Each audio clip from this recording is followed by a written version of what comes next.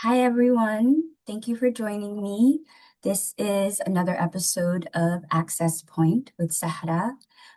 Today, I am very honored to be joined by Rhydhi Gupta, who was one of my cohort members at our fellowship with Virginia Tech this past year.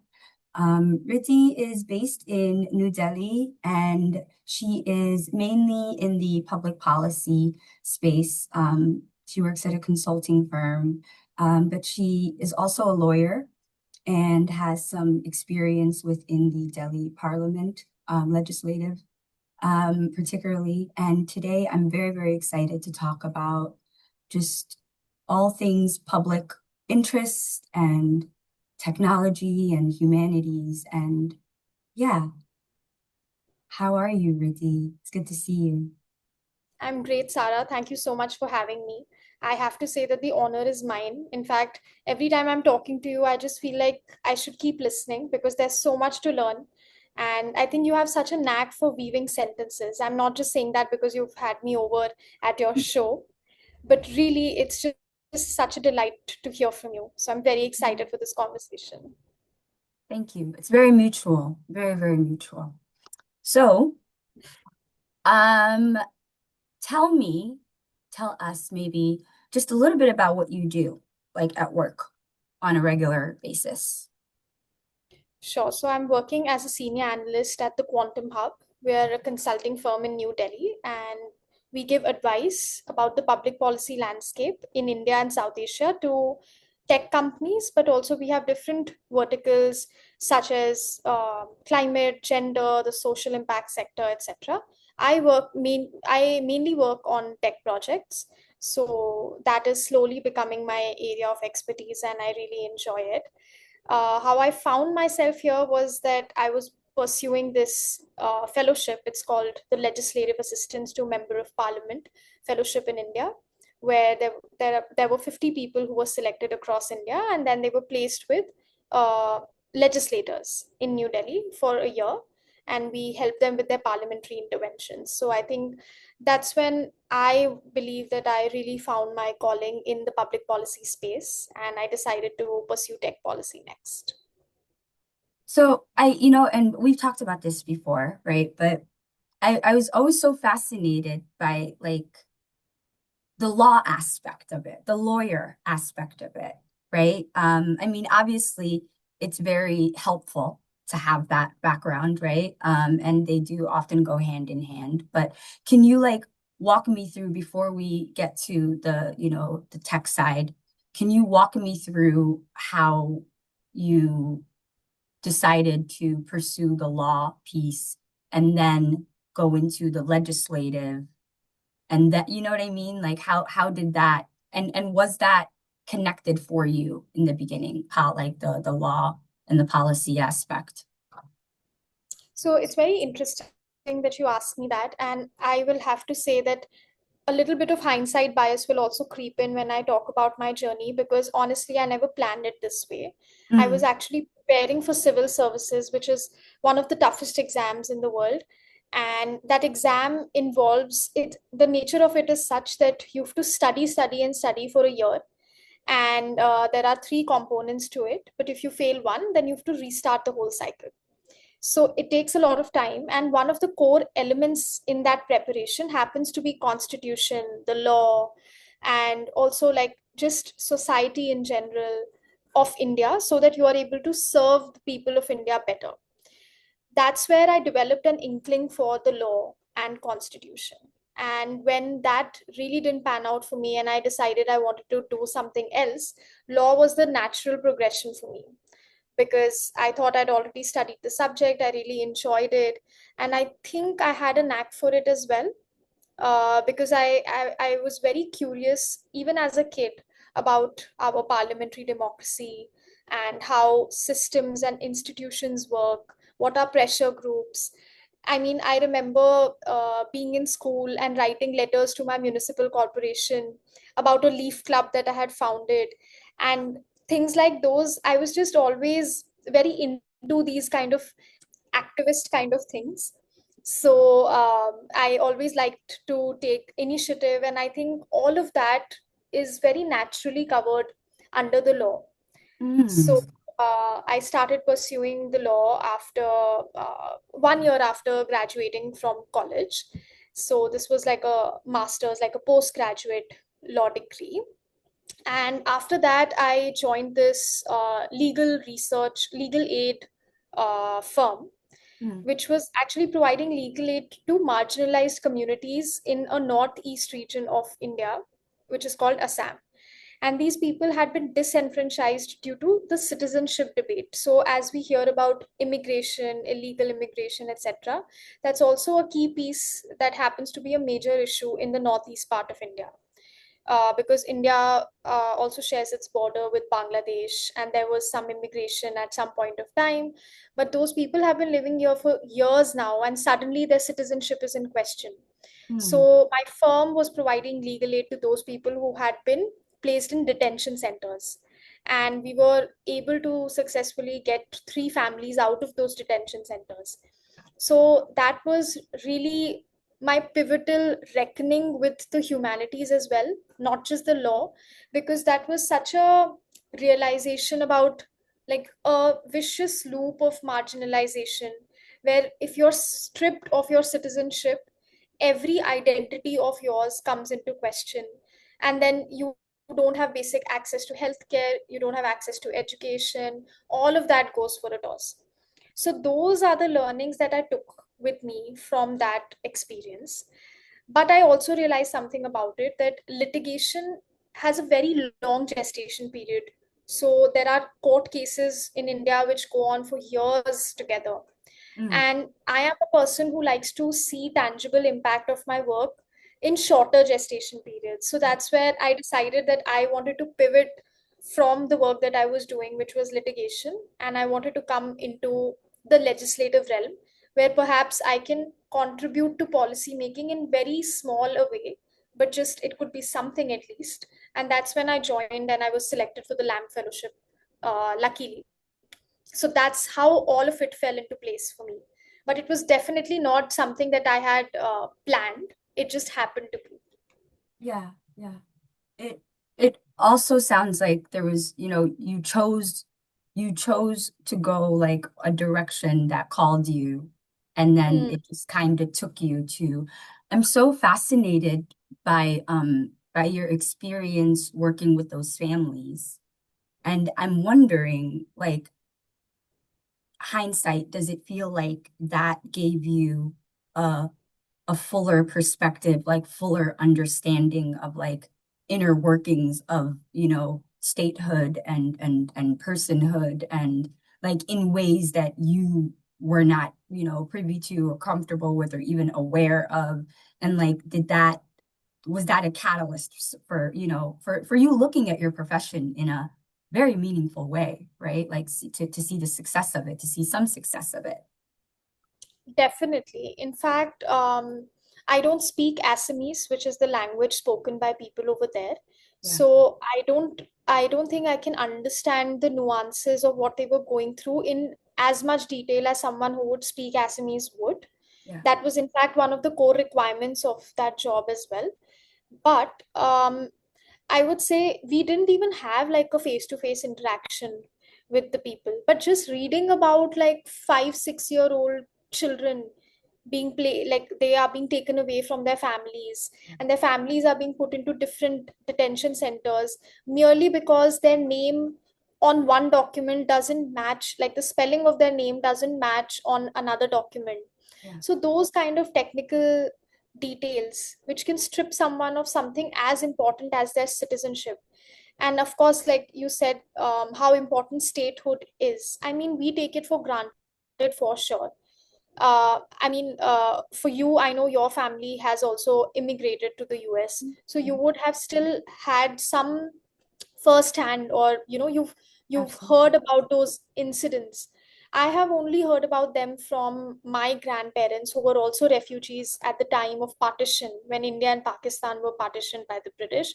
Mm, So I've heard those stories, but they've never really affected my life. Mm. But thinking about these families and working on this citizenship issue in particular, it gave me perspective and it made me value everything a lot more. Things that I take for granted. For instance, you have your social security number in the US, which enables you to get a lot of benefits from the government. In India, that equivalent is the Aadhaar, which is also your biometric number. Now, people who are stateless or they are categorized as illegal immigrants, they do not have access to that. So Yes. all their ration, their benefits that they are entitled to, they're not able to get those Yeah. either. Yeah. So their entire life is at a standstill, Mm-hmm. and I think it becomes really difficult for them to just be. Be. So Mm-hmm. people like you and I have ambitions in life. We have things to look forward to.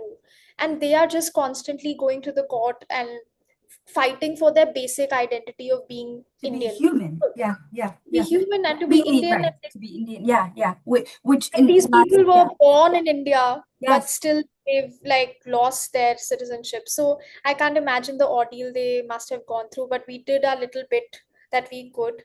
And even while doing legal research, I'll share something interesting. So before this, I had never been part of like a mental health program per se in my professional sphere. But because we were working with such a crucial issue, they made it a point that all of us have that training so that we are able to deal with it in a sensitive manner. Like, because all of us bring our own biases and we have Absolutely. our own experiences. So they wanted us to have that kind of security. We had gender sensitization modules. Yeah. So I think that was very important, and I think that really shaped my perspective on things. That was brilliant to do. That was because the way people come into this is very important, right? I mean, Yep. it is it you don't have to be, and like fleeing, or fleeing war or refuge, like seeking refuge to I that's one of my that's and I think we've talked about this, so those are statelessness is like one of my main uh you know main, I guess, causes, I would say. Just, and I think it's because exactly what you said, like from, you can see it from a law perspective, right? Like to not have that number, to not have access. I always think about this when I think of people who are in like, in refugee camps or, deemed illegal, but like they had whole other lives and professions, and like they can't they can't even access that. Like they don't, like they were a doctor, they were an accountant, they were a farmer, they were like they had a bank account, they had like routines, they had, and all of a sudden you just don't, like, nothing.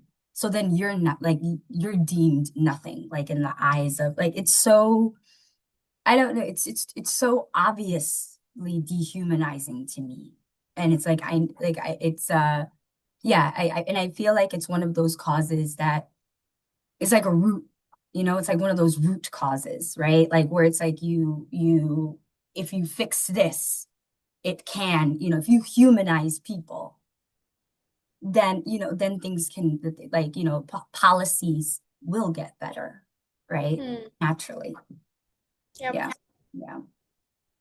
So you went on to do some work with the legislator, and that fellowship brought together young folks in India, like all over India, or just Yes. in, okay, All over India, yes. okay, to like, and what, just dispersed you around to different legislative, or just in Delhi? So we were all based in Delhi, but our like the members of parliament, they belong to different states of the country. So they all convene when the parliament is convening, and rest of the time they spend in their constituencies working for the people over there. So, but we stayed in Delhi. Some of us did get to travel to their constituencies and work from there as well. But the experience in general was absolutely something that I had never experienced before. And it just gives you an insight into how the government and how parliament functions. which is something which is so remote to us, right? All our Mhm. lives, watch it on TV, we watch these debates. And I don't know anybody who listens to parliamentary debates as intently as my fellowship cohort members do, because now it's ritualistic for us. Like no one follows the parliament as much. Like when is it convening? When will these people come back? But it's just such a muscle memory for us, and we do it just instinctively now. And I think why it's important is because we are all taxpayers, right? And not just being taxpayers, but all of us have stake in the country and Mhm. how it will prosper, because we are one people, Mhm. and all of our collective futures depends on the way that we are planning for it, how we are dispersing resources for it. So all of that needs to be held to account. And Mhm. I think even as upright citizens of the country, not even upright, like I think it should be very basic for us to keep abreast with what's happening, and Yeah. also like do our those civic duties where Yeah. Yeah. able Absolutely. to be informed of what's happening in the country. So Yeah. I think that gave me that perspective and grounding for life, that okay, this is something which is very institutional for me now. It's not something that I do when I have the time, but I track the parliament and I know what's going on, because it's a matter of duty and also a right. It's like it's engagement, like you said, civic engagement, right? Civic engagement. And Yes. I love that. I studied one of the things I studied was political science, and I always used to think that like so many people that at least I know that are from areas of conflict, they love political science. Like, they get into like they always end up either like majoring in it or like double majoring in it or like and it's like in the US, like politics sometimes is just looked at like not political science. Like political science and politics are not the same. It's not looked at as the same, right? But like Hmm. if if I think about it, like I mean, at least in Somalia, like the the political and the poetic and they're all together. You know what I Hmm. mean? Like if you're voicing something about something, it's all connected, right? So like there is no like, oh, we don't talk about that. We don't like, no, it's all very much connected. So like, but to be aware of like, political, to find out about political theory and like, policy, and it's very, very, I feel like it is one of those things that like makes you be civically inclined. Like, and also goes to what you were saying about you like to see, you want to see your results. So let's talk about that part. Like, at what point did that shift for you where you were like, okay, I've seen, because you did see some results, right? Like you did see some results. And not everyone gets to see results from lawyer, from law right away, right? So you did, which you could have been encouraged by, but the timeline for you didn't feel conducive, like in like for a long term.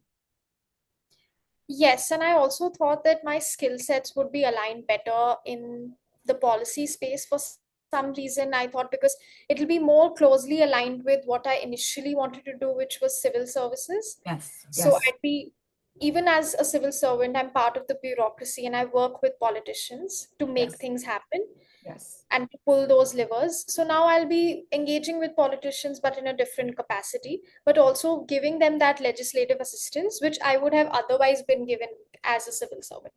So it's not very equitable, but again, it's something which is at least analogous to what I had initially thought I would do.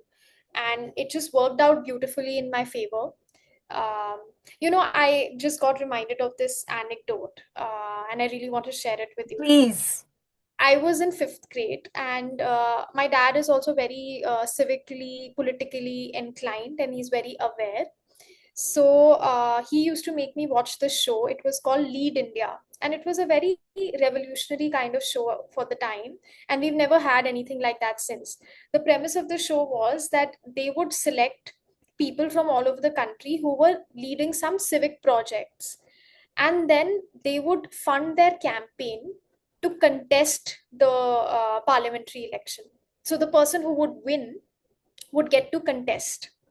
And I Mm, was so fascinated by the idea because the jury was just such like a bunch of intellectual people who were extremely civic minded, and all they cared about was bettering the situation of some people in the country. So of course, like, no one can do everything, but it yeah. was mostly like small projects like river cleanup, or sanitation, or it could be about gender. And I was in the fifth grade and I was exposed to that. So I think life has a way of bringing things back to you, and I think that's what happened when I um, like chanced upon the lamb fellowship. And I think that was such a full circle moment for me personally, and I wish we have more shows like that. Like, I that's the kind of reality TV I would really enjoy, and I also enjoy trashy reality TV, but also this is something that I would definitely enjoy and would sign up for. Wow. Wow. So where you made the connection once you got the fellowship, you thought of the Yep, show. I did. And the introductory song of the show was so powerful. It was so cathartic. I still, I have these random ambitions of someday maybe I'll have a political career, or maybe I'll contest an election. And that's just all up in the air. Okay, there's nothing concrete like that. But the one thing that is final is that song, which is going to be my campaign song, which is from that show. So I just romanticize it. I have romanticized it for, I guess, what, around 20 years now, since I first watched the show, and it still moves me. It has the power to move me. I'll definitely share it with you, and you can share You it with must. your viewers. You must.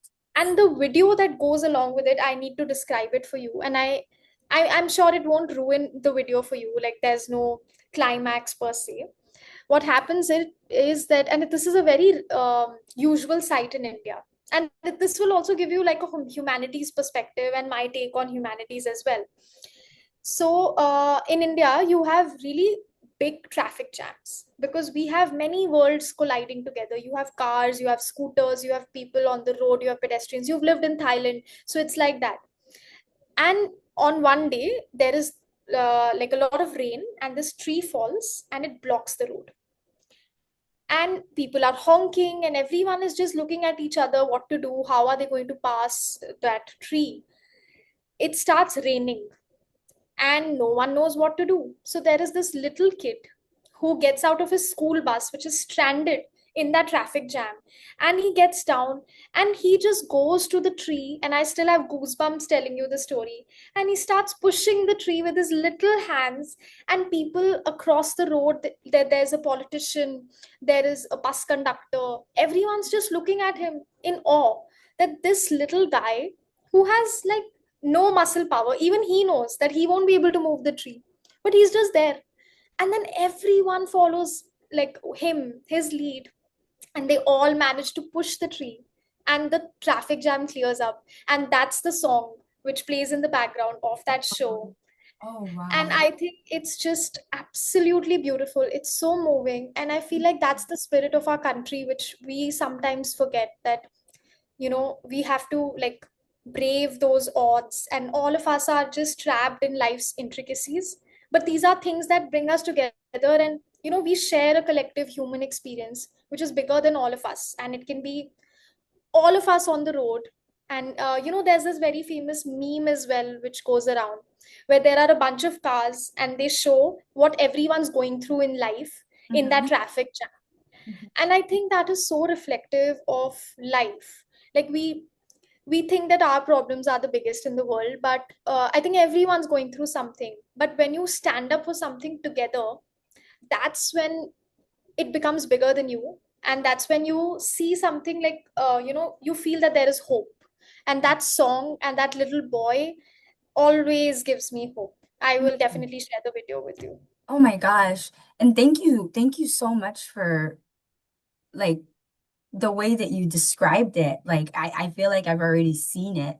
It's so it gets at all the things. And this is a great segue for our humanities. So sidebar, the humanities, the fellowship we just finished with Virginia Tech, um, leadership in technology institute was framed within the humanities. So we talk when we talk about when we say humanities, it's just basically everything that's not STEM.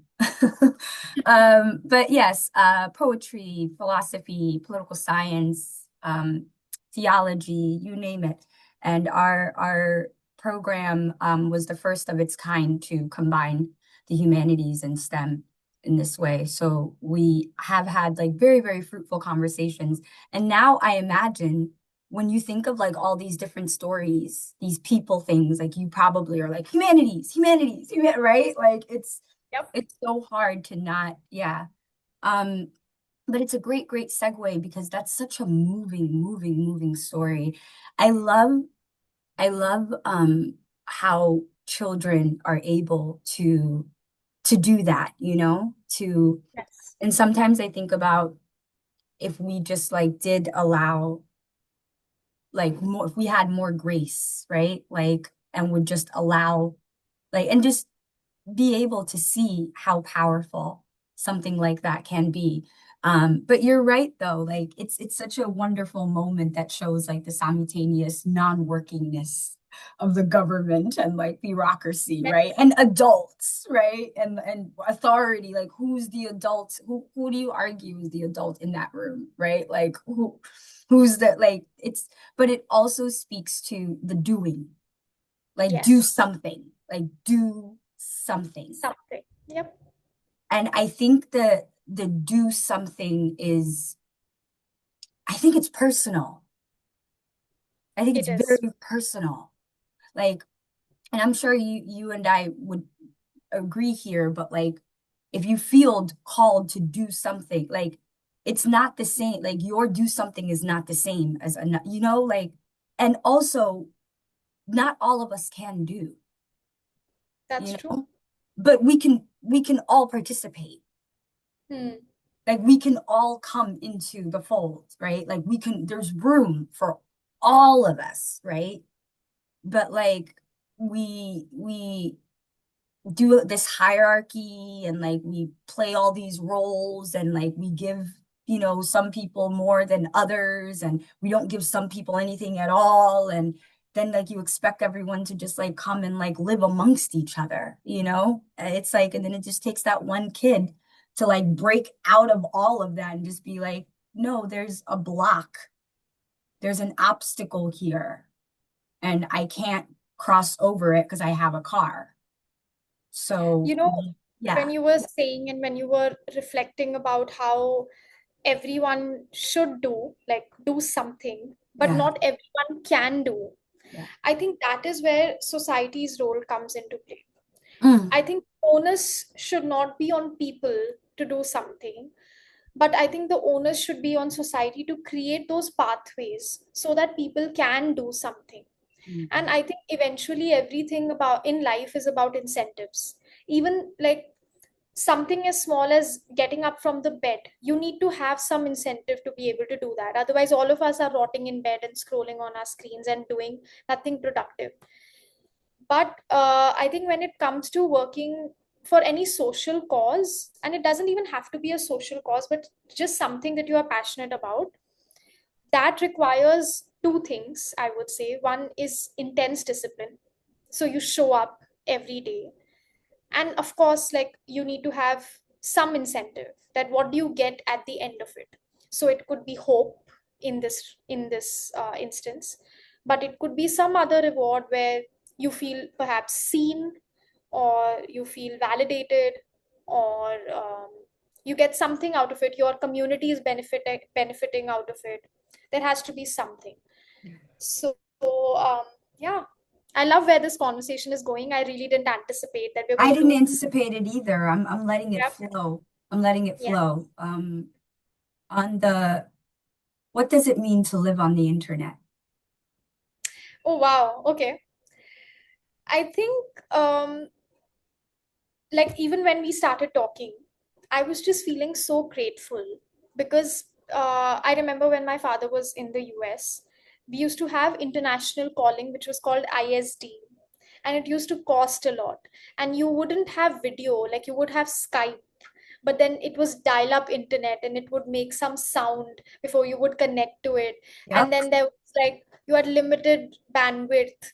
And today we are able to talk to each other as if we are in the next room. And I know it sounds like such a old person thing to say, but I still every day appreciate the internet's presence in my life. And I do know that it comes with its share of harms and risks, and it kind of exacerbates things that happen in real life.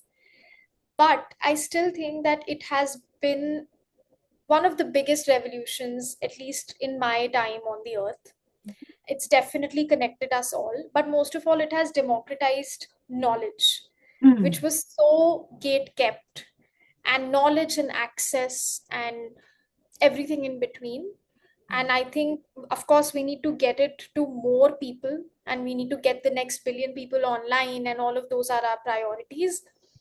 But I think it has definitely made our lives seamless in a way. mm, mm, And I think people of many different ages are able to connect because of it.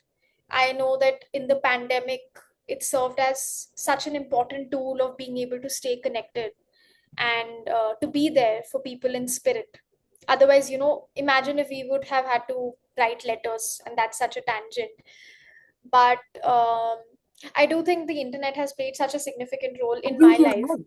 I think you're absolutely right. And I'm so glad that you framed it that way because excuse me, the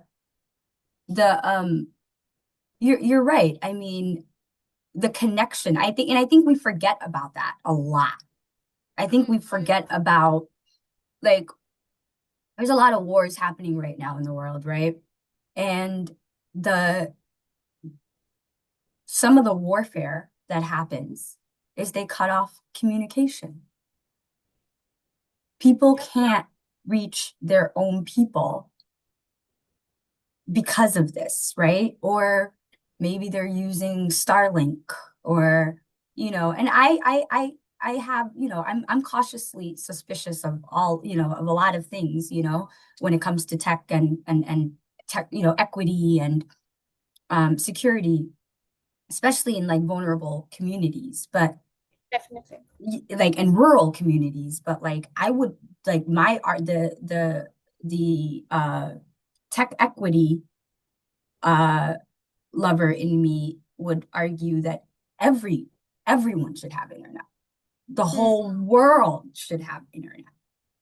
Um, and not because they should be on TikTok. That's not what I'm advocating for. There's a different, like, it's not, like, and to think that internet is synonymous with only TikTok or with social media or with live streaming or with YouTube or with, like entertainment or, like these things that people of privilege have can the distraction of the people of privilege, right? But no, it's also like could be it's in times of war, it's could be how you find your people, in natural disasters, in what I mean. So it's like it becomes a safety. It does become like a global safety kind of thing. So I'm so glad that you said that. And I think that it's to have reverence for the internet, like the internet, like as a tool and as like it existing as an entity. I think you can do that while also saying, hey, these practices are bad, right? Like you can say that. So no, thank you for framing it in that way. I One more thing I think is pertinent over here. Um, I often see that people downplay the importance of entertainment also, and the value that that adds to our life, Yeah. especially on the internet. And why I'm saying that is, for instance, even before the internet, you had the radio, and people of all classes and people of all socioeconomic backgrounds would perhaps listen to songs and be entertained. Mhm. But now entertainment has been democratized even further, and I feel like people from even the lower strata of society economically, Mhm. when I see them having a phone in their hand and they also have the world at their disposal, I think that is empowering. Yes. So it could be so that there is a particular type of content that they are engaging with, Mhm. but if they choose to, or if they are given access to, the world is their oyster. So I love that power of the internet, Yes, even in terms of accessibility. entertainment. But yeah, accessibility. Yes. Accessibility, excessive, like like it's such, it should be, it's neutral, right? Like it's just access, right? Like it's not, when does accessibility become equity? Like if we just have access, like if everyone just has the same access and or access in some way, then like we wouldn't have to be talking about, the particulars of why we don't have, why everyone doesn't have the same thing. You know, It's something I found out recently, which is very interesting. hmm. On Snapchat, you have this feature. It's called Maps. So you can just zoom into any place on earth where there are Snap users, and you can in real time watch what they're doing. And I'm very fascinated by it. For instance, if I want, How can, what do you mean watch what they're doing? Because I'm sorry, I must confess, I'm not familiar. So, no, no, I that's know, I perfectly. know what it is. I know the comp, like I know what it is, but I don't use it. So. Even I discovered this feature recently. Basically, you zoom into an area, for example, DC. And if there is anybody online on Snapchat who has posted recently, so they it could be as simple as them making tea. But I want to know how people in DC are making tea. And now I can do that. And I think that is incredible. Like I think it enriches my life in such a way, not just this feature in particular, but just to be able to engage with people that I might not ever be able to meet, but I still know like what does their life look like, what are their problems, what moves them, what are the songs that they're listening to. I think that is just invaluable. I really like that aspect. And that really is the humanities element, right? That is the stories, right? Yep. And the connections, right? Because you feel, okay, well, like how do they make tea over in DC? How does a Ethiopian woman in DC make tea? Which is like all these different cultures coming together, and here you are. Yeah, that's, and I think that that is the initial reason why social media took off, Yeah. right? Like to To be connect able to people. see other people and how they do things, right? Like it could be, your best friend across the street, or it could be someone in another state or someone in another country. But like all of a sudden y'all are the same age range. So it's, or even interest, right? Like you're both into football, you're both into, reading, whatever. You're right. You're right. There's something for everyone. How does it, how would you say, if we talk more on the humanities side, how does that, because it sounds like, stories, you thrive on them, right? Like the Right. background and and bringing them together and seeing like, and color. You love color, right? Like I do. just every way. So talk to me about that. How does that influence, like how does that part of you influence the way that you see your life, the way that you see your work, the way, public interest, technology, like social media, self-image, the whole thing, doing the work, like how does it, to me, it sounds, it probably inspires you. It's probably like there's a lot of inspiration, but I'm sure that there's a lot there too. So I would have to say that I don't think I have really explored it in a philosophical sense, Yeah. what drives me. Yeah. But I think eventually it comes down to the people around me. Mm. And I'm really privileged that I have a great bunch of people around me, not just intellectually gifted, but they just have such a zeal for life. And I Yeah. think that is something that I really appreciate. And that is something that drives me. And I think the humanities is also about exploring other people and, like Rishi likes to put it, awe and wonder in the other.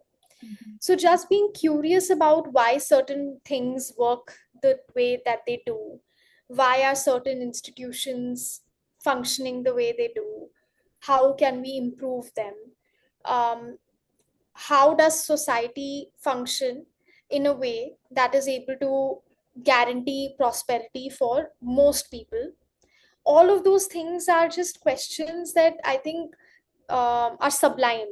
Like in Mm. everything that we do, I think they're always in the back of my mind. Mm. Um, and it can be anything as trivial, maybe in the grand scheme of things it could be trivial, but it could be something like entertainment, but it could also be something like access, it could also be something like online harms, which I have been engaged with. We're doing like a research paper on the same. And I think all of these things come together in that vein of humanities and public interest, because ultimately we are the consumers and we are the users of technology. So I remember we discussed during our course at VT that, you know, human in the loop is perhaps one way of seeing it, but I think it's time to say algorithm in the loop, because we are the ones who are at the center of it, and then the algorithm should be around for to benefit us and not the other way around. Yeah. So yeah, I am really looking forward to what we do next with public interest tech, and what you are doing with Dr. Johnson. That is also something very interesting. Yes. So, Yes. Yeah. Public interest tech is what does that mean to you? What is that like? How do you tell, like, if at all, when you do talk about it, how do you talk about it, and how is it like in India, if so at all? couple of things come to mind. One is the institutional setup of public interest tech. So in India, we call it the digital public infrastructure, which comprises of, for example, service delivery through a digitized means, so that there are, you are able to plug leakages. It also includes your payment systems like payment gateways, something that India has pioneered, which is like a contactless payment. So you scan a QR code and you're able to make those payments. And what we've realized it is that it has been able to bring a lot of people into the formal financial system. Okay. So things like these, which are revolutionary tech, are able to have such far reaching impact on society. Like a person sitting at home can now have business and Yes. can earn money.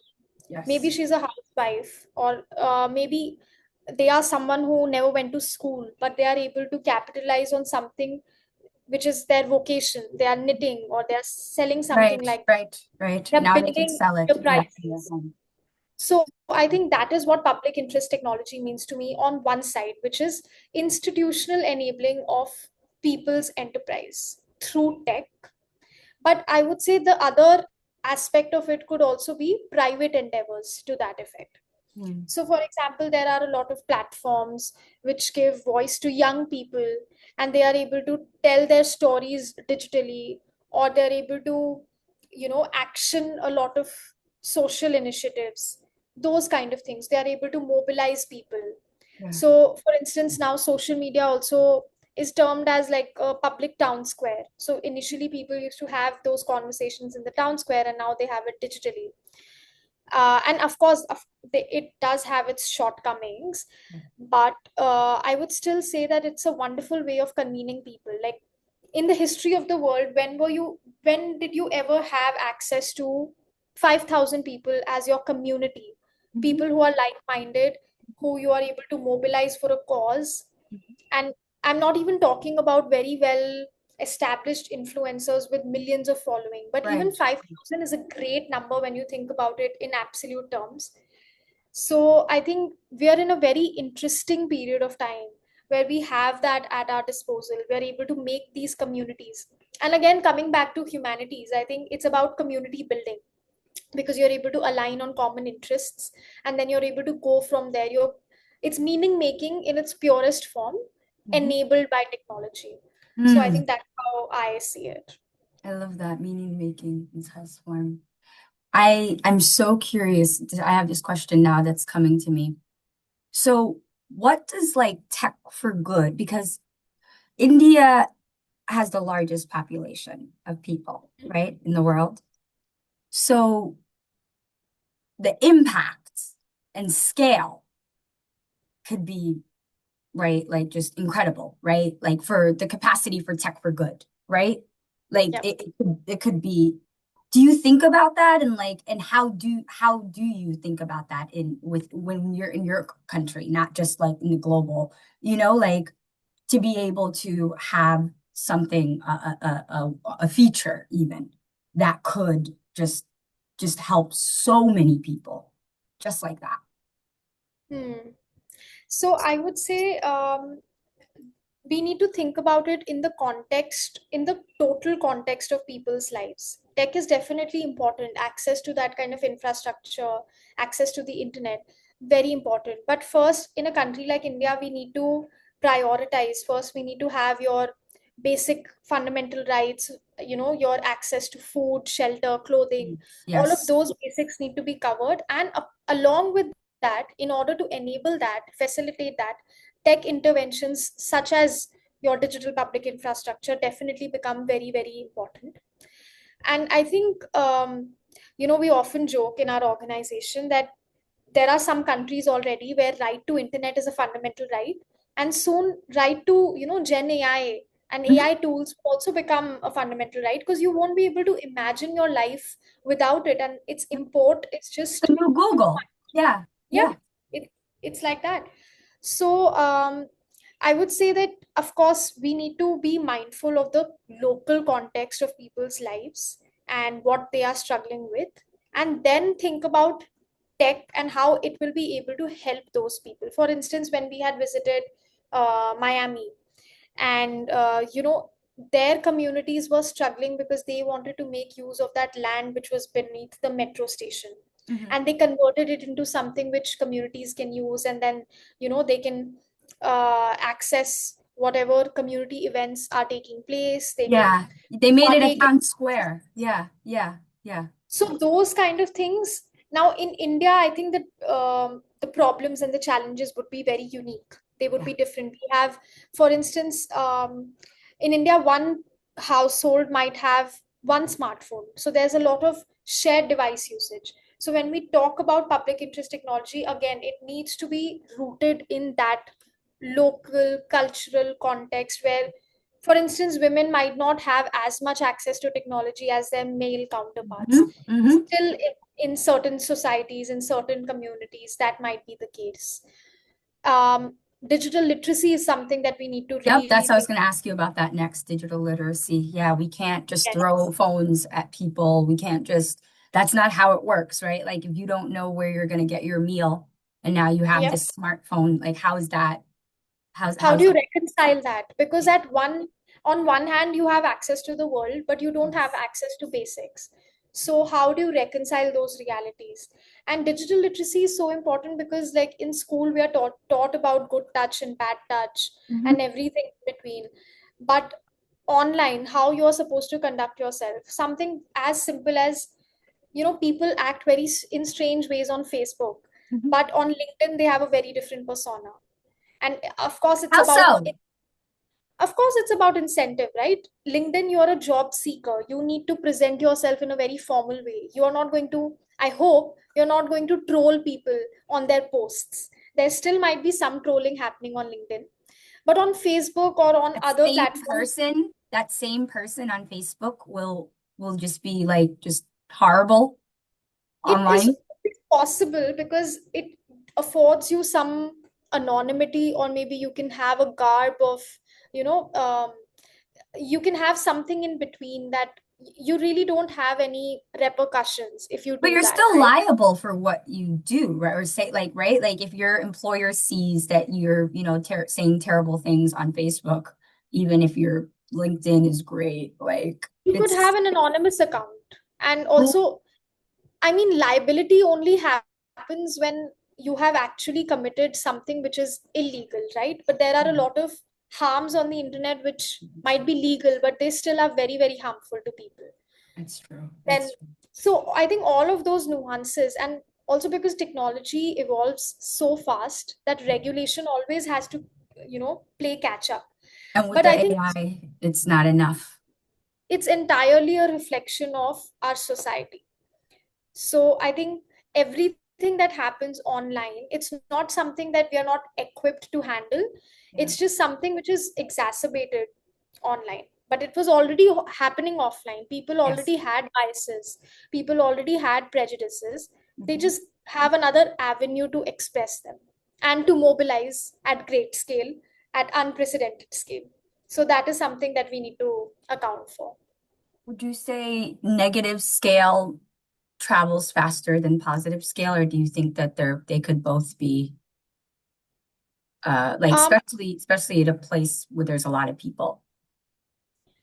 I would say even in the real world, any polarizing comment always travels faster than something which is very thought through and very neutral, or Why it's is something. that though? I'm so curious because you say you're online and like I'm not, you know. Now I'm curious, like why is that? Because I've always just been curious. Like, is noise more advantageous? Like I don't is it like can't beat them, join them kind of scenario? I don't get it. Like why wouldn't thoughtfulness Hmm, like I don't know. I don't you really think it's a have the scale answer. thing? You think it's a scale thing? You think it's just that there's just so many people at the town square that it's Hmm. like the boos are gonna be loud, like they're just louder. I can't say for sure if it's scale, but it does have something to do with, again, incentive. So you keep people engaged for the longest time online. And Yeah. in order to do that, you promote certain things. And Okay. so the algorithm itself picks up things which might be polarizing. And I'm not saying all platforms do it, Mhm. but and also, like, yeah, even I don't know why, in essence, why are polarizing comments so enticing? Even Yeah. I don't, maybe as a species, we are just, always in for the drama. Yeah, that's what I'm I saying. don't know. It must get at something like on a Yeah. human level that urges like that's just we can't it's like Pavlov. We can't we can't help Yes. it. We Like can't resist it. we can't and like it doesn't matter where you are in the world. Like Yeah. it just takes off just like that. And when it's harmless things, it's fine. But when it becomes vile, it becomes bigoted, then I think it's a huge issue. It's a huge issue. And when it becomes mobilized, like you said, right? And sometimes it doesn't even have to be formally mobilized, right? It Yeah. just sheer likes and shares will do it. Um, Yes. I want you to talk really, really quickly before I let you go about your some of the gender work, the work that you do, in that because I think it's very important, and I just want to learn a little bit more. And you just wrapped up a very long and important uh, work. So I'm currently in the process of co-authoring a paper on online harms to women and children. And essentially, what we've done is we've done a cross-jurisdictional analysis of various legislative remedies that exist for harms and risks which are online. And why we chose women and children, because we thought that they were the most vulnerable constituencies on the internet, and they're also the most targeted. How are you So when defining harms online? So we have a bunch of different categories. In fact, that's the first challenge that we face, at least in India, because we don't have a defined taxonomy of harms. And Mm, if you don't have definitions of harms, how are you going to mitigate them? How are you going to prevent them? So that's something that we have deliberated and we have picked up from other jurisdictions. And jurisdictions like the UK, even in Australia, they define harms, for example, cyberbullying. They define CSAM, which is also defined in India as well. It's a criminal offense. But even things like doxing, the new age harms which are just emerging.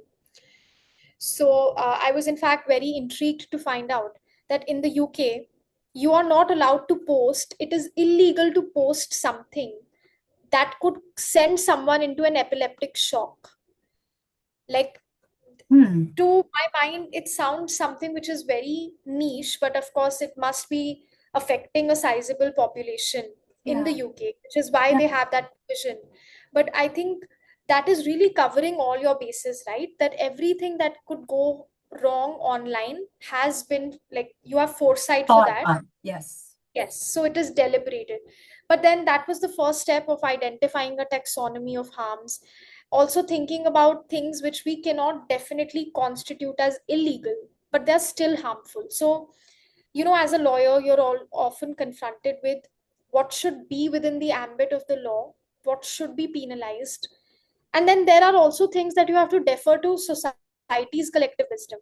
You cannot always penalize people, cannot always be running to courts. Courts are already running, in a backlog. So those are the things that we were thinking about. Then we also thought about how these online harms translate to the offline world, and how it becomes very, very real. It can become very isolating for people. We talk about women in general, like women politicians, women journalists, and how they're attacked online, and how that just becomes a mass attack where people join in and in huge numbers, and so much so that it leads to withdrawal from the internet, which is Mm, the worst thing that could happen. So there's also this incident of Gamergate, where women gamers were harassed online when they were just trying to indulge in something benign as entertainment, and they were just shunned from that game, so to say. yeah. So they were shunned, or they withdrew themselves and they never came back. So that is that is space that they belonged to, and then they just withdrew themselves. So those kind of things, which are particular harms just to women, and definitely sexual harassment and many kinds of sexual harassment, and how they happen online. So those are the things that we looked at. And then we also thought about what is the way to go about it, how to rehabilitate people when they have faced online harms, and talk about it from a safety perspective, that what can platforms do better, what can policies do better, how should we think about regulation, what enforcement action is required, and finally, like, how can we educate users to beware. Wow. So that is like the length and breadth of what we've been working on for the past 8-ish months. Yeah. Wow. That is it's interesting, right? Because you said you joke that you live on the internet, right? But you're also trying to help make the internet, living on the internet safer, Safer. safer. And Again, there was a personal story, and I'd posted some pictures with one of the MPs who I'd always admired. And I did this on Twitter. And I posted those pictures, and I got trolled by the right wing people on Twitter. So much so that I was forced to take those pictures down. And there were a lot of wild comments, and it was the first time I was experiencing something like that. And even though it did not translate to something in the offline world for me, but for many people it would have been a very different experience. I belong to a majority community in the country, but people who are already minorities, or they're already vulnerable, they are exposed to many more of these threats, online and offline. So I think that experience also drew me to this concept and all of this research a lot more, because I'd seen it firsthand, and definitely all of us see it happening on the internet. We just think that it's part of the game, but it really shouldn't be. it shouldn't be. And we need to be talking about it. And it's not ideal that you have to experience it to either to understand it, but um you're right, the consequences are much different for some of us. It's oh, Rhydhi, it's such a delight. It's such a delight to talk to you, you know? It's I think the reason why our conversations always go so well is because you bring so much more than you think you do. You bring Oh, so much, so much. And I love listening to you, and I can always listen to you and your connections. And you said earlier, zeal for life. And I think that's you, you know, like you have a zest for life that is like you are still you are still in civil service, you know, but you're also like you also practice that from the outside in and the inside out. And it's just you're able to connect so many things. A small thing from like a child moving a tree to, you know, the work that you're doing on online. to combat, the gender violence that's happening there. So thank you. I just have one last question. And you can answer this however you want, however humanities or tech or public or Rhydhi. What is giving you joy right now? Oh, wow. That's such a cute question. Um, Today, what gave me joy was my chocolate ice cream, which I totally indulged in. And, and this conversation gave me a lot of joy because we are connecting after a little bit of a long time, I would say. I Mhm. can't believe that it's already been a month since we met. And I hope that our paths cross again, not just in the digital world, but you Yeah, make it to India. I will. And I will. And not the first time we've met, but we just graduated. But yes, yes. so that's what's giving me joy right now. And yeah, I'm just very happy and I feel blessed that we have an avenue to have this conversation. Yeah. Um, to be honest, I never thought that I'll be like this was not even my wildest imagination that I would have been a part of such a program with Rishi and with all of you, and I would get to learn and experience so much more than what I know and what I could ever imagine. So every time we talk, it's just brilliant. So the feeling is absolutely mutual. Yeah, and I'm really looking forward to what you're going to do with this platform. And I know that you've been talking to a lot of people from different parts of the world, bringing in a lot of different experiences. So I think it's going to add to the tapestry of what you are creating with your words, which I love. And Mm. I just Mhm. want to hear more of them. Thank you. Thank you. Thank you. Thank you. And I'm so excited. Congratulations on finishing the paper. And I'm going to be looking for it. And I think it's really, really important work. And I think that, you've done a number, I'd say, of fellowships. But there's a pattern here, Rhydhi. I think that you bring a lot to these cohorts as well. So don't lose that. And yeah, we'll talk. We'll talk soon.